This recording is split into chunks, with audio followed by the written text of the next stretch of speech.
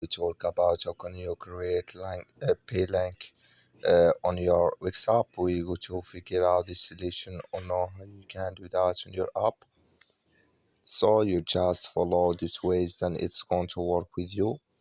All you have to do in first, you just go down, click on manage down here.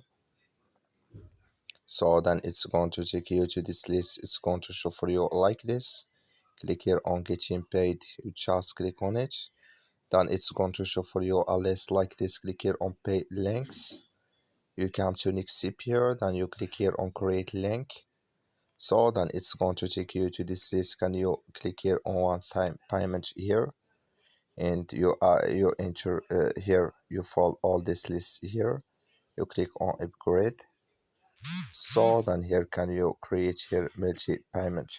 So that's all you have to do. That's all. Thank you for watching. Don't forget to support us by liking.